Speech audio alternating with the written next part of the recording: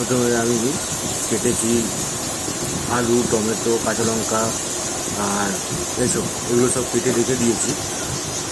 এইটা হচ্ছে কিমা করবো করে রেখে দিয়েছি। চর্বি আছে আর এগুলো হচ্ছে কিমাগুলো করে ফেলেছি, কিমাও করে নিয়েছি, চর্বিগুলো কাটা আছে, চর্বিটাকেও কেটে নিয়েছি, আগে দিয়ে কেটে ফেলেছি।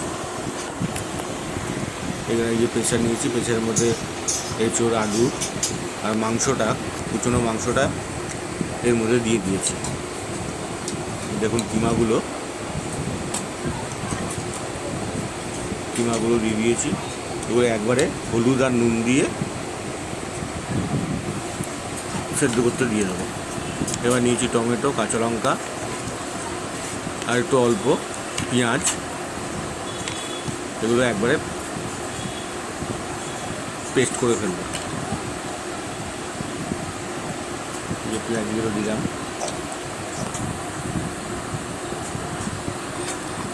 মিক্সি মেশিনে দিয়ে দেবো।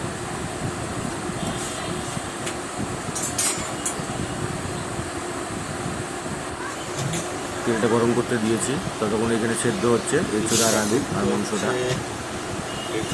প্রেসারে ঢাকনাটা দিয়ে দেবো, ততক্ষণ তেলটাও গরম হোক। গরম হচ্ছে। আচ্ছা, ফোড়নে দেবো জিরে, গোটা গরম মশলা আর শুকনো লঙ্কা। কড়াই ছেড়ে দিলাম।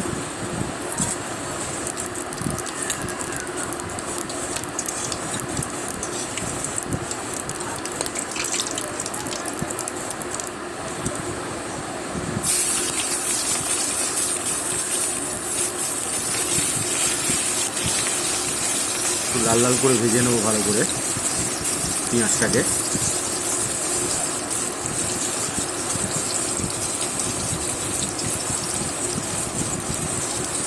চিনি দিলাম অল্প,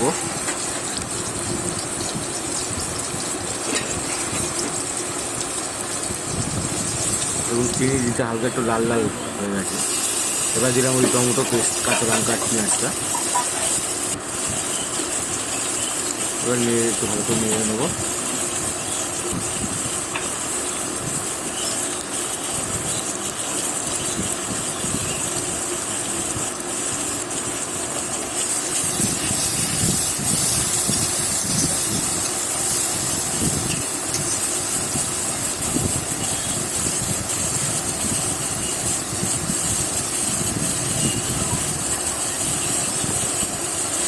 আদা রসুন পেস্ট 1 চামচ দিলাম, আর একটু দেবো।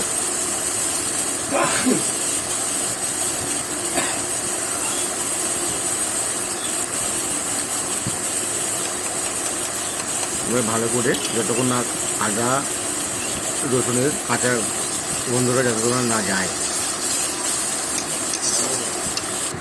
আচ্ছা, এইগুলো মশলা দেবো, জিরের গুঁড়ো, কাশ্মীরি লঙ্কার গুঁড়ো আর ধনের গুঁড়ো, আরও যাবে লঙ্কার গুঁড়ো, এগুলো সব যাবে।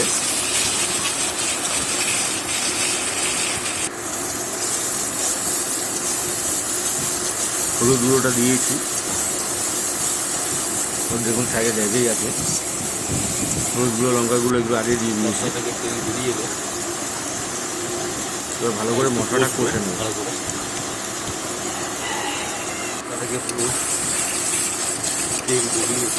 আপনারা পরিমাণ মতন মশলা দেবেন, আমি আমার আন্দাজ মতো দিয়েছি। এবার তেল ছাড়তে এসেছে, তেল ছেড়ার পর এই যে টক দই একটু ফাটানো দিয়ে দিলাম। দেওয়ার পর দেখুন কালারটা খুব সুন্দর এসেছে, মশলা থেকে তেলও ছেড়ে দিয়েছে। এবার দিয়ে দেবো, তেল ভালো বেরিয়েছে দই দেওয়ার পর। আচ্ছা, এবার এইটা আমি কষে নেবো ভালো করে, এঁচোড় আর আলু মাংসটা দিয়ে। খাসির মাংস মতন লাগছে কিনা ভালো করে কষে নেবো।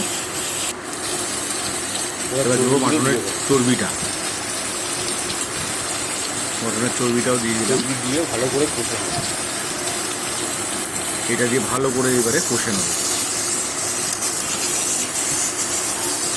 অল্প মাত্র একটু জল দেবো,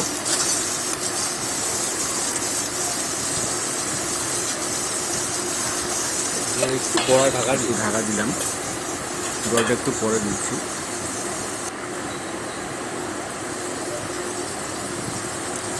দেখুন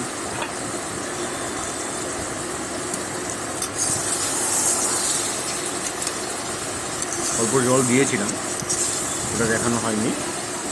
দেখুন আমার কত সুন্দর কষা হয়ে গেছে। এবার দিয়ে দেবো জল। আবার একটু জল দিলাম, পুরো 1 মগ জল আমি ফেলে দিলাম।